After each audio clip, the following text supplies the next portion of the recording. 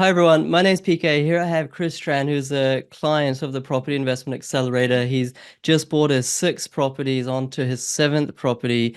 And, him and his partner, they're investing in real estate not to get rich. They're just investing to create a lifestyle where they're not tied to their 9 to 5. And as we record this session today, he's actually in WA near Margaret River, and just you can see his caravan behind him. And it's just having the time of his life, and that's what his assets, which he's worked hard to achieve, has afforded him that sort of convenience and freedom to go off for 6 months or a year and do this. And really, we're going to dive deep into his story today. And he's a super nice guy as well. You'll get to know that, and especially around renovation, because that's really his, I would say, unique strength, and that's really how he's been able to catapult his property investing really, really far.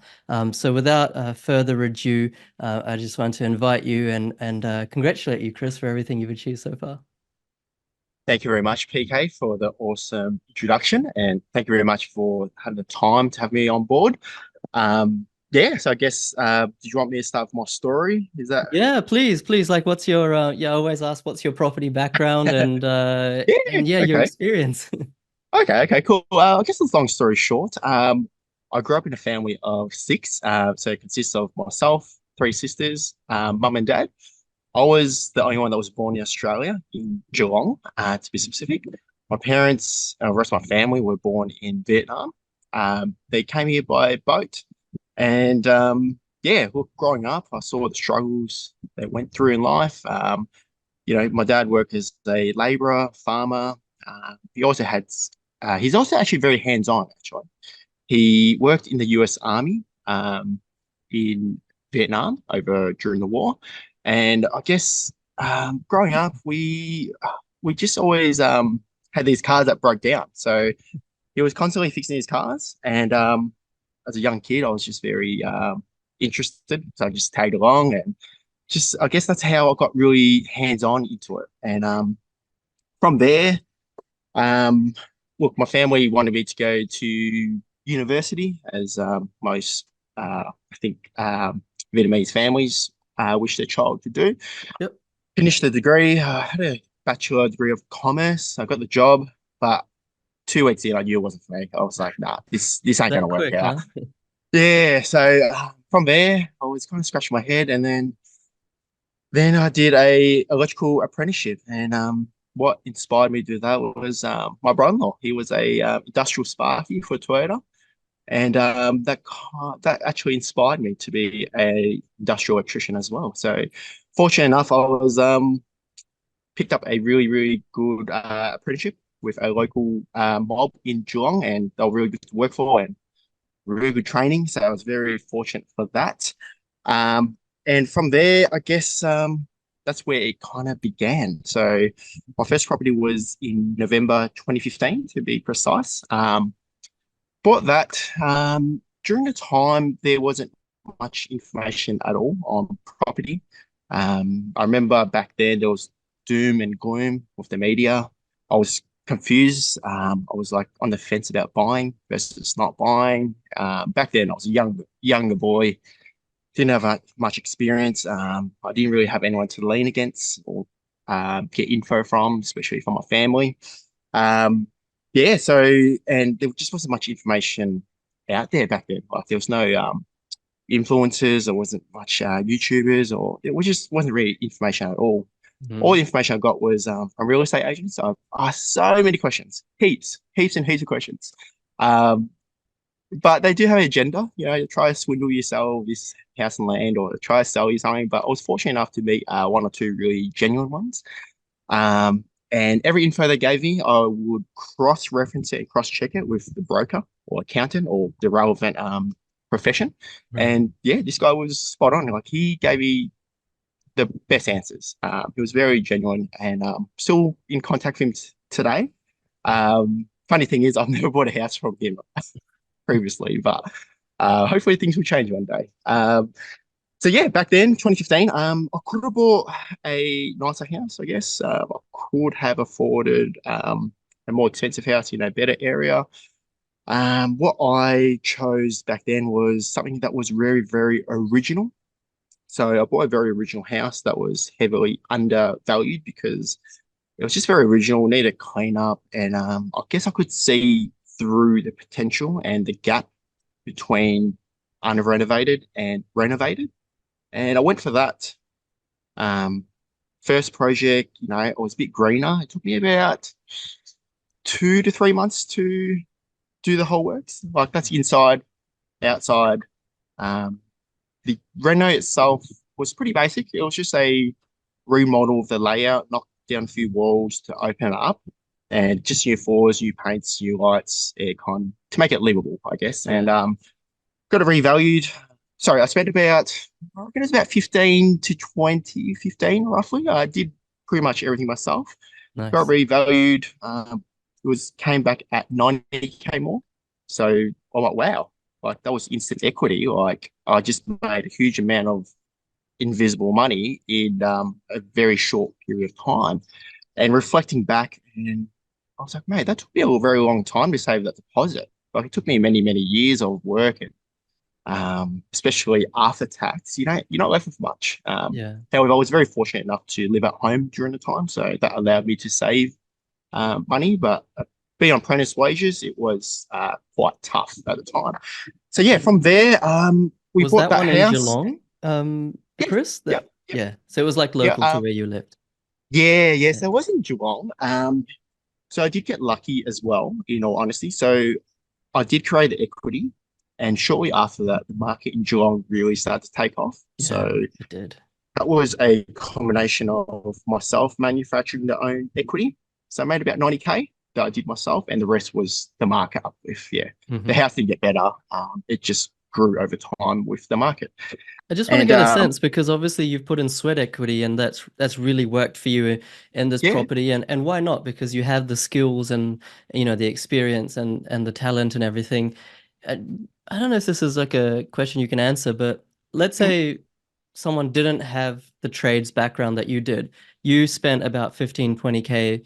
Do you mm, reckon the renovation cost would have been double that had you been an ordinary investor and had to outsource to like a electrician, a carpenter, etc., yeah. etc. Is that about right? Like double the cost, so you've made 90K in equity gain, and it would have cost you 40K, or is that ballpark not No, correct? I reckon that's a genuine figure. I reckon if I did outsource some figures, like tradies, like carpenters, electricians, plumbers, it'll probably be more about the 40K mark. So you are still making almost $2 for every dollar you're putting in. Yeah, Like it's worked out, so you put in 40, let's say, and you're making 90K back in equity. So right. it's still a really good return, put it that Yeah, way, I just wanted especially to highlight that for everyone because it's like you don't have to be Chris to get these results. Like Chris has got no, incredible no. because of his, he's making the most of what he has, but anyone can do this as well, right?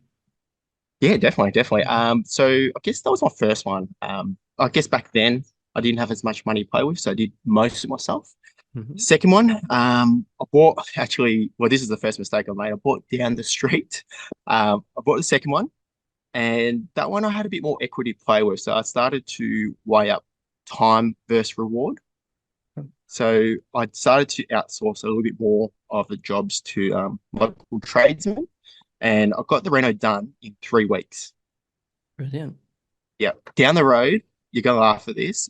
It's pretty much the floor plan was exactly the same as this first house. Okay. So the first one took me about a lot longer than the second one, but the second one I learnt outsource, and I got it done in 3 weeks. Again, made a lot of equity on that. I can't remember exactly how much I made on it, but I think I spent about 25K on that one, roughly.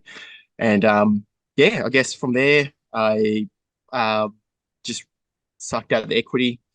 And what else did I do after that? Oh, then became a tradesman after that shortly. And then my wife and I traveled all over Europe for 4 months. Nice. So that was very, very enjoyable back then. And then we went all over Europe, came back. I went back to the same employer. They were really, really good in that That's awesome. avenue.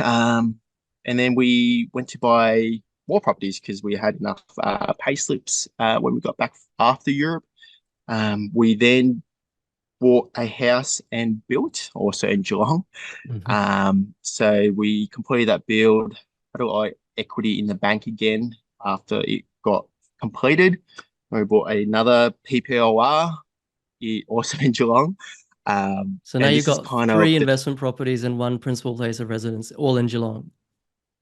correct, Yep. yeah. Okay. We started to look into diversifying. And wow, okay, this is very interesting. And just kind of like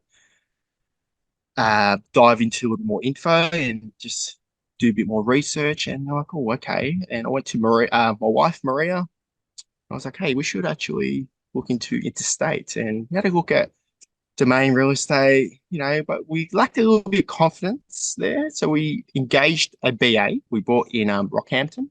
Mhm. Um, and the yield was really, really good. It was so easy to hold.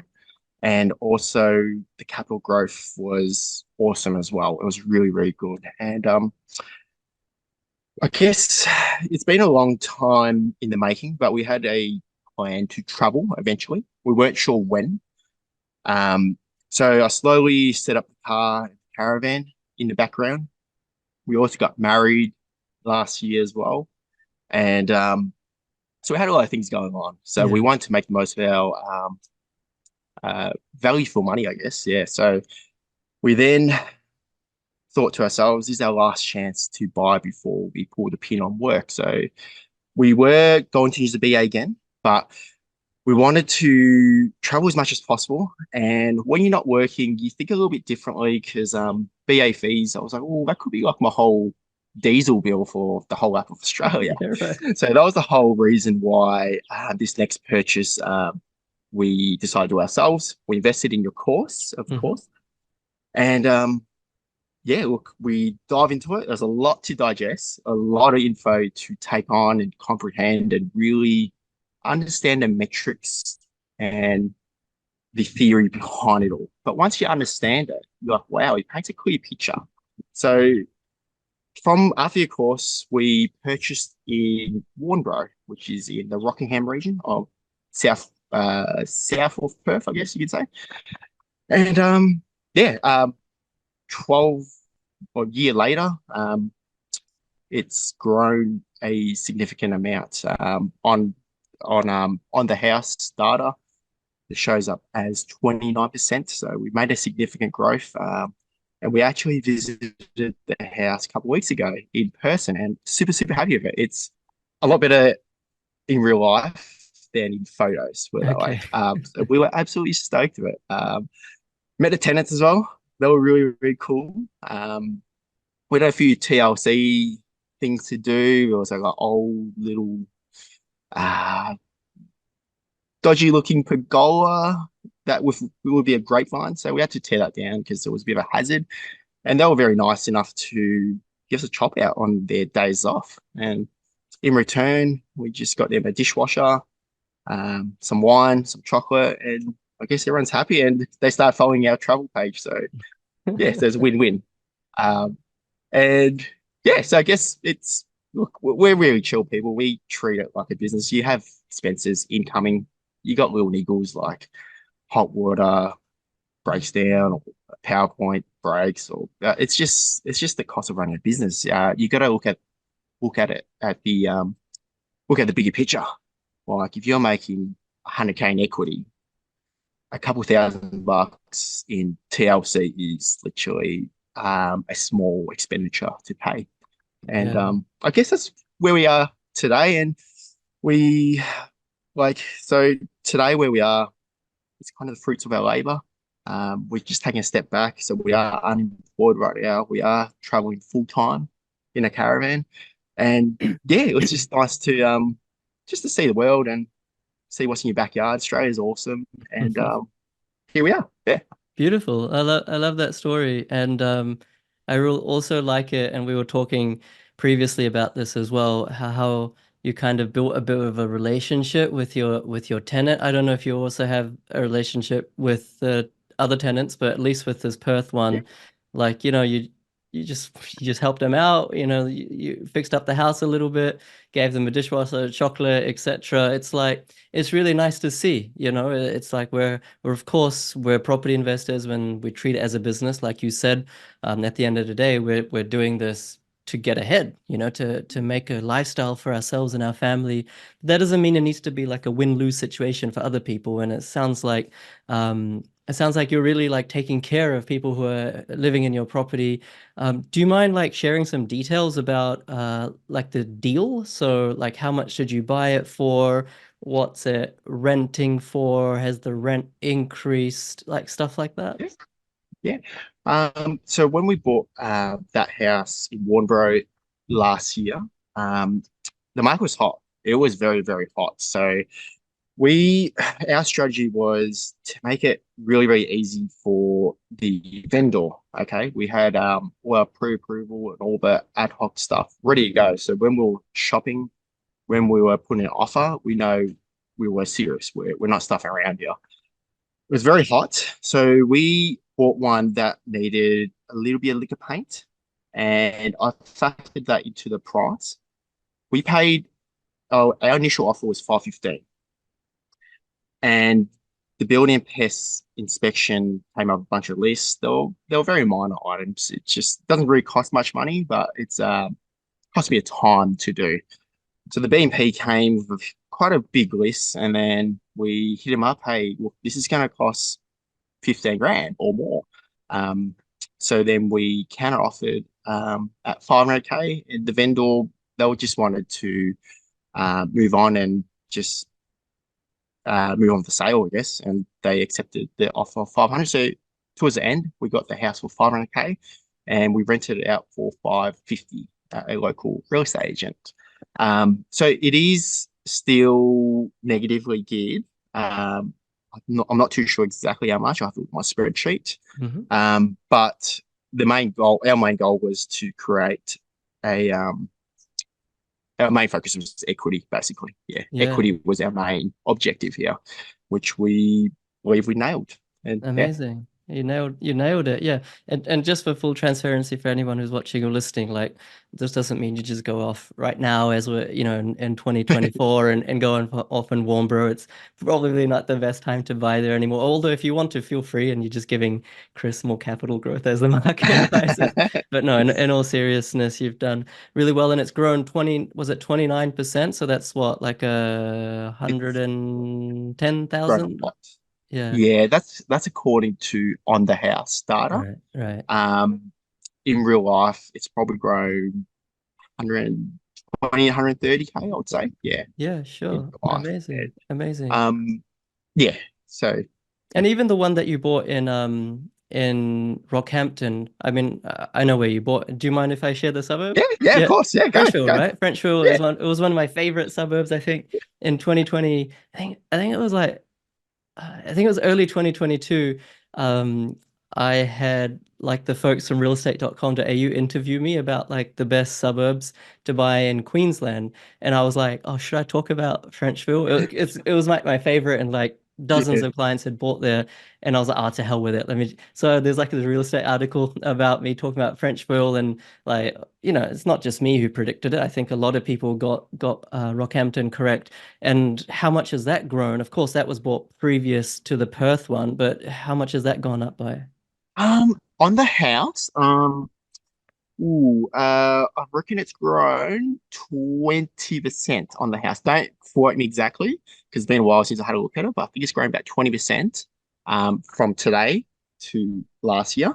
Last year. Um, but before that, I'm not too sure. I haven't really tracked on it, but it's grown quite a significant amount. Yeah. What I love about Frenchville is the yields were so good. It was so good. That Yeah. is actually that is a positive geared house from day dot. Yeah. Amazing. So Amazing.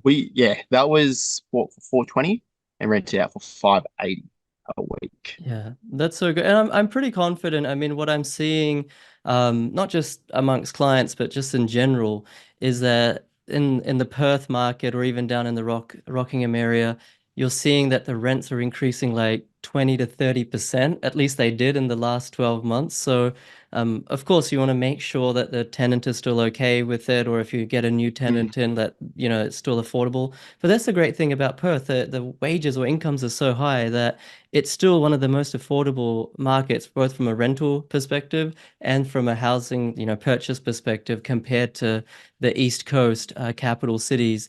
And that means it's still got so much how do you say, like, fuel in the fire. The problem is there's just hardly anything for sale or hardly anything for rent, and that's what's causing renters a whole lot of issue. Not necessarily in all locations, just the actual rental amount. So, that's going to go up from 550. I would be surprised if in your next renewal it didn't have a six in front of it. Of course, as a landlord, it's up to you yeah, what you want to, what you really want to do, but yeah. I think that's possible.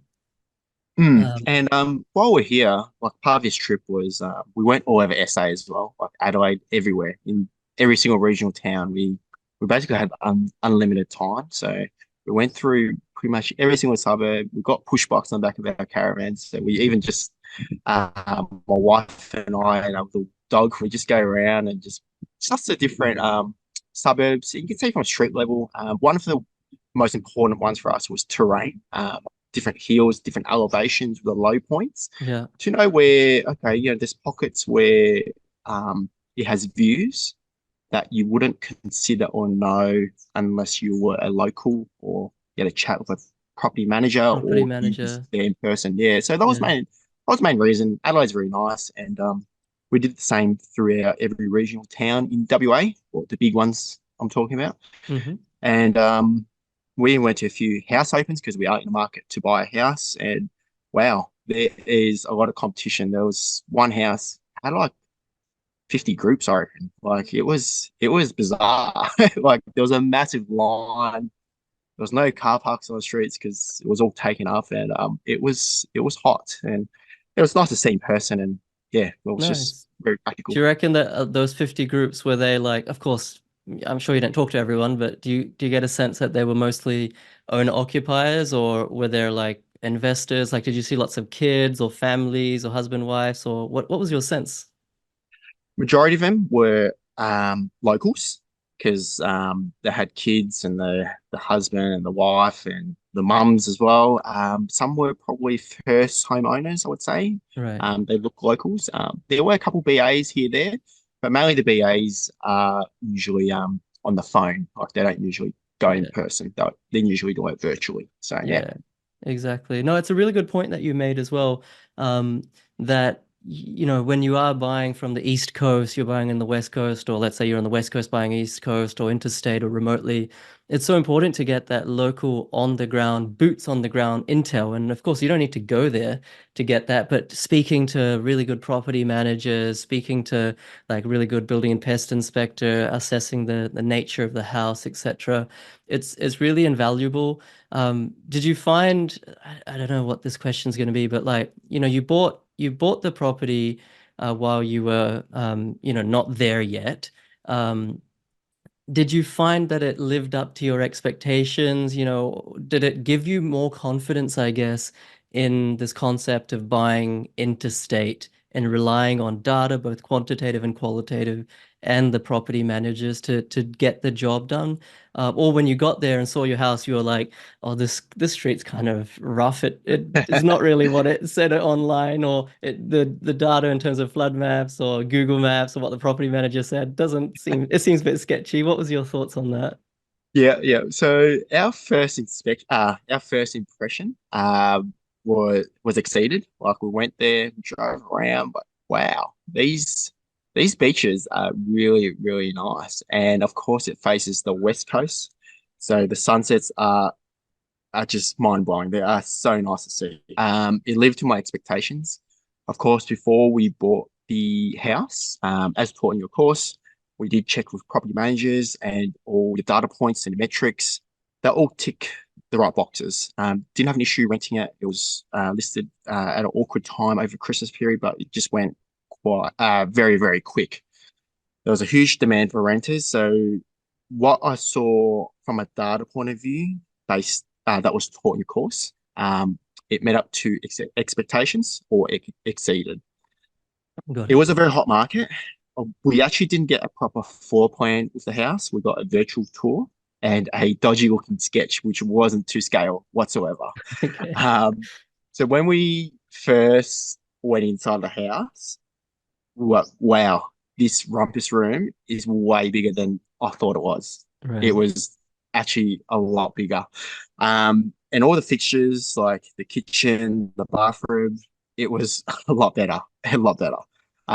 It was actually a very pleasant surprise time to send your property managers for tape measure and measure the width by length. So it was just so hot that if you did do that and um, in a hot market, it just won't work. So we just have to rely on photos or quality photos, virtual tour, and just bounce off your metrics, cross-reference it with a building inspector, and yeah, from there you have your answer.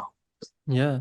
And I think, as everyone's got a different risk appetite, but as long as you get that due diligence done, you get the property manager ultimately to look at it, or at least, give you a sense of what it's all about. You get the bill, of course, the building and pest inspector through, then that's enough. It's not like I can't speak for you because you're a tradesperson, but it's not like I can add any more value by physically walking through the house personally. I'll be like, well, I mean, it looks good. Whereas there might be termites behind the walls, or there might be some sort of structural damage. I can't see it. We have to rely on the professionals, and then that's in fact what, like you said, the buyer's agents are on the phone as well. They're not there in person most of the time, so we can just do that ourselves if we have the confidence, skills, and knowledge and toolkit to do so.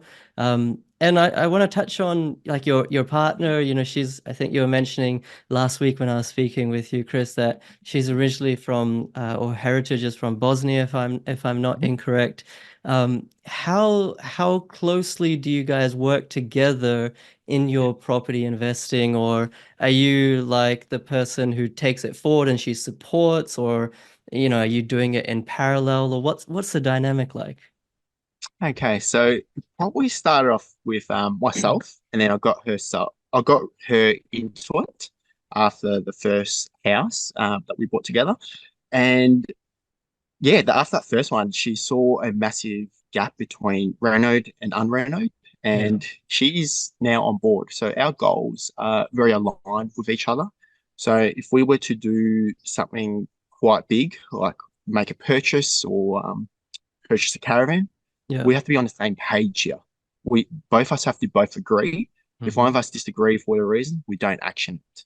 So we our goals are very aligned. She understands it just as well as I do, or if not better, Yeah. from a data point of view. And she you can't get off domain. She loves domain.com. That's Um, funny. yeah, so I guess her upbringing is very similar to my childhood as well. The only difference was she was born overseas. Right. She came here as a child. I'm not exactly sure how old, but from there we do it together, and we did keep on buying houses towards our second or third or fourth, and we started to delegate a lot more jobs out. So an example of that was our PPLR. I actually really wasn't on the tools as much. I was on the tools here there, but we pretty much outsourced everything. We hired a plumber, chippy. We even hired an electrician. I'm an electrician Yeah. myself. For Yeah. those that don't know, it was just time versus money. Honestly, it was. I just couldn't. I can do it myself, Hmm. but there was just no one there to organize the critical parts, like the planning, the measuring, getting materials, and just make sure everything flowed smoothly. So there was minimal downtime between the trades. Of course, there were jobs where you can overlap two trades um, concurrently at once, but there were things that you have to do this job first before you move on to the next job. And that was my job, I guess. So I was just basically the project manager, the cleaner, the organizer, the measurer, and yeah, I was that was pretty much my job really.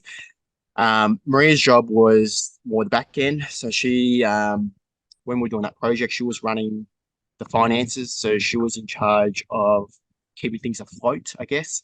So we were working closely with our broker, and because we know the market very well where we live in Geelong.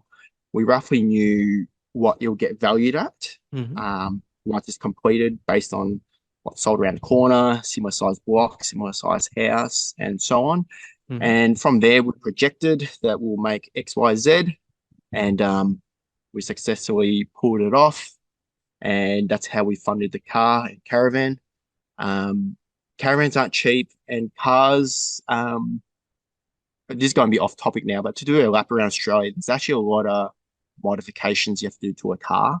You got like load rating for suspensions, tow capacity, and yeah, there's a whole heap of stuff. So Right. basically, that's how we funded our trip, is through equity, and the rest is through cash flow to keep things afloat. Right. And Right.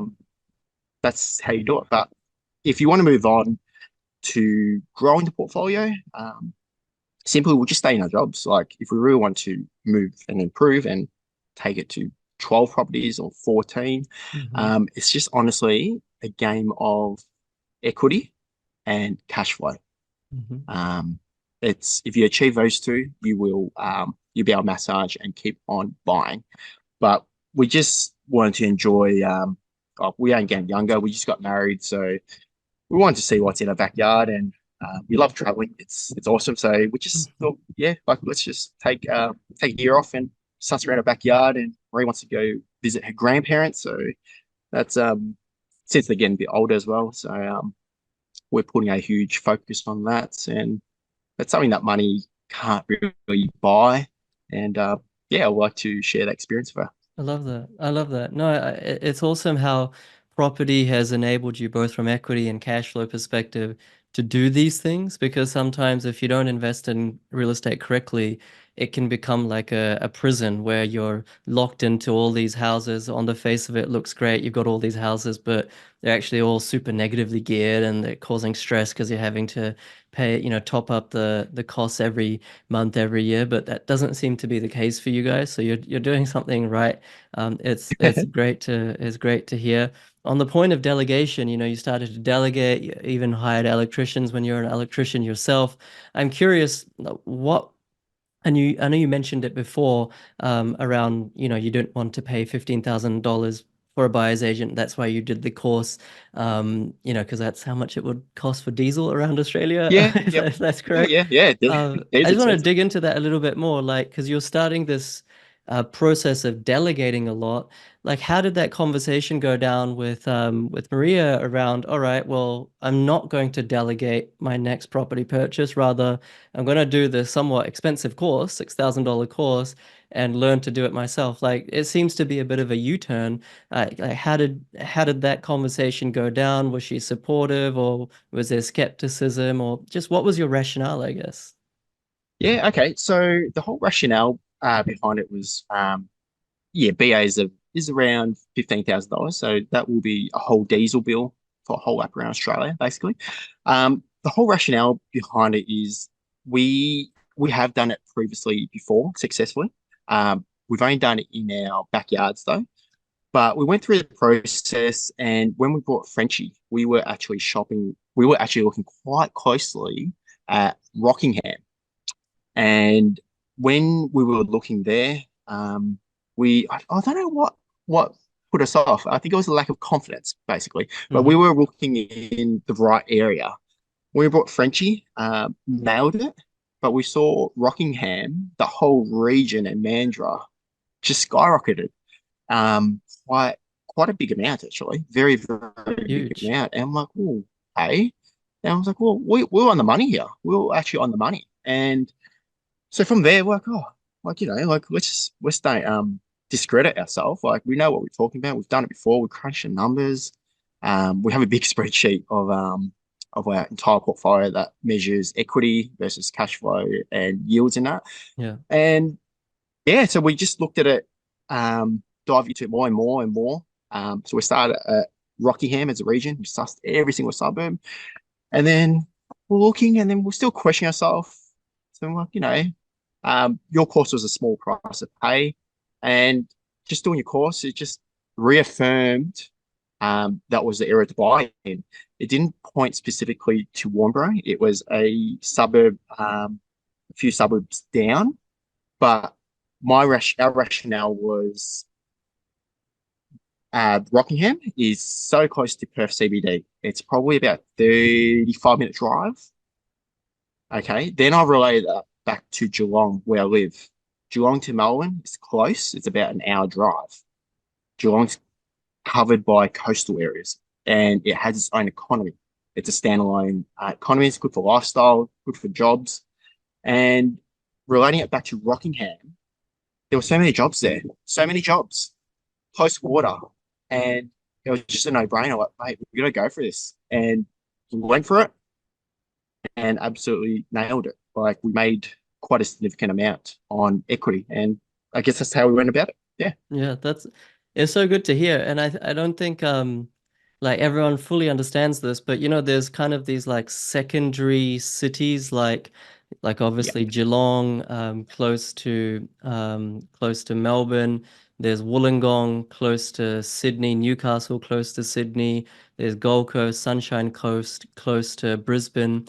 If you look at the price disparity between these secondary cities and the major capital city that they're close to, and you compare that to then Perth's equivalent, which is Rockingham or Mandurah, or even Bunbury if you want to go that far down, the price difference between Bunbury or Mandurah or Rockingham versus Perth is so far bigger than the price difference between Wollongong and Sydney or Geelong and Melbourne or Gold Coast or Sunny Coast and Brisbane. And so what happens is that these things happen in cycles. The capital city goes up, and then the secondary cities follow suit. They catch up.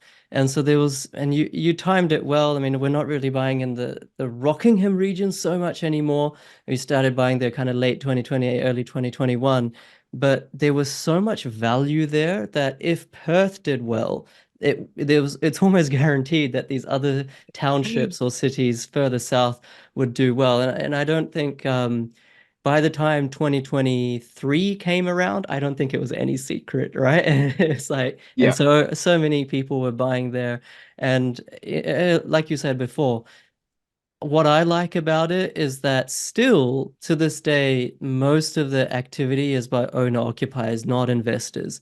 And that really helps differentiate it from being a boom to a bubble. Because when there's just all investors piling in and no real owner occupiers, then that's where it starts to become quite inflated and quite volatile. Because investors can also leave anytime they want, but owner occupiers are sticky. That's where they want to live. So I think you've done really well in terms of timing, as you did in Queensland as well. And it's so good that you've got like a diversified portfolio now.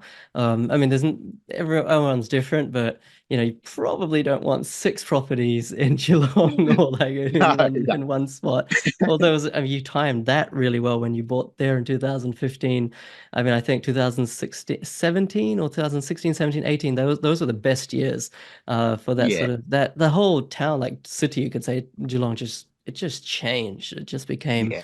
a whole new beast. So you've done so well. I want to ask you as well because you have done renovations. For someone who's watching or listening to this and they do also want to spend 10, 20K, get a 50K, 100K return on investment in terms of renovation cost to total equity uplift, what are like three pieces of advice that you could give them from your own experience that could maybe help their life or make their life a bit easier? Yeah, okay. Oh, that's a very good question. Put me on the spot here. Sorry. Three. No, no, you're right. You're right.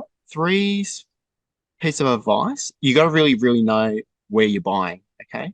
So wherever it is, might be in your backyard, it might be interstate. You got to know that suburb inside out. You got to know the pockets. You got to know where the premium pockets are in that suburb. You got to know where the lower end of the pockets. And of course, do due diligence for flood maps and bushfires and all that sort of jazz. But as a starting point, you really got to know the demographic. You got to dive into the suburb. You got to know what sort of suburb it is, renter based, or is it mainly owner occupiers? So if it's young families, okay, they want probably minimum of three bedders, minimum of two bathrooms, okay, and you got to be able to see through the ugly colors, the floor plan. You got to see through the walls. Okay, so um, everything can be fixed or improved on.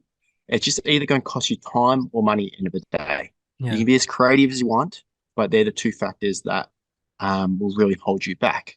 So I guess if you are after a reno project, first of all, you got to make sure you have enough of a deposit.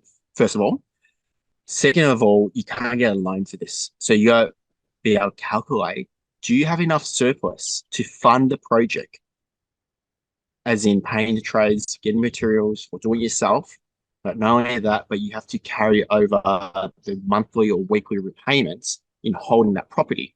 Hmm. And from there, you do your own fees, I guess.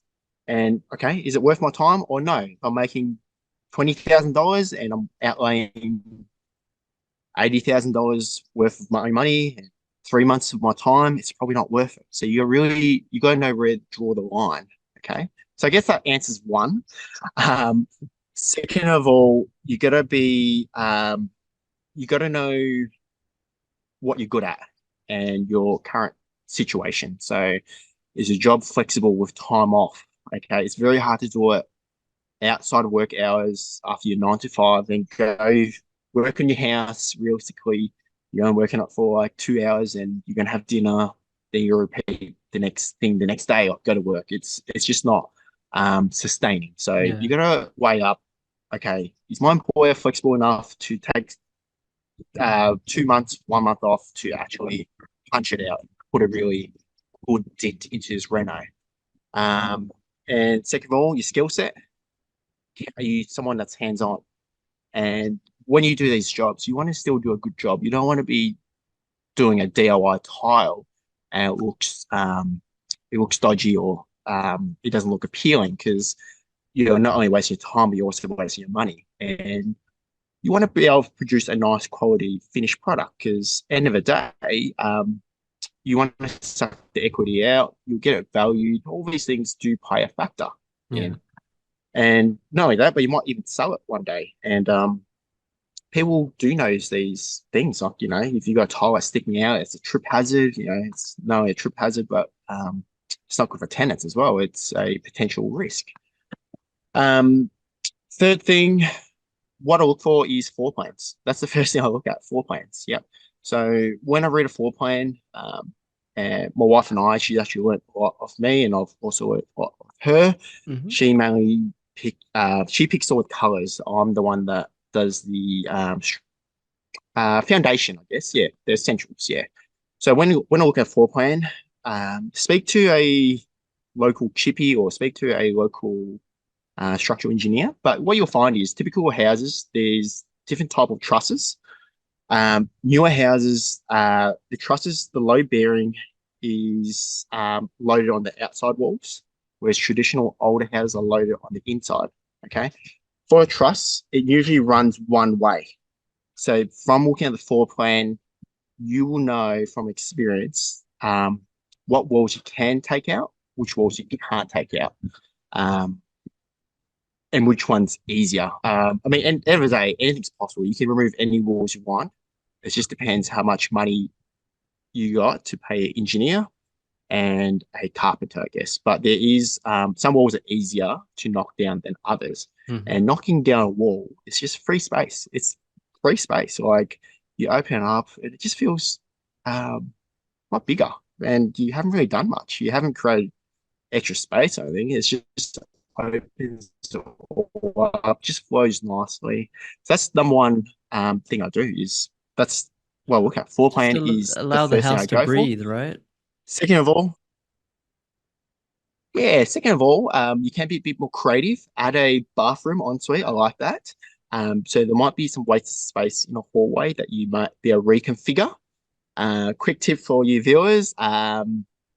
So to add it on suite, it is very cost effective if you do it back to back with a laundry or bathroom or somewhere that's already got its services. So all you gotta do is back to back, minimal disruptions. The service is already there. You just gotta work it out, see if it works out with your floor plan.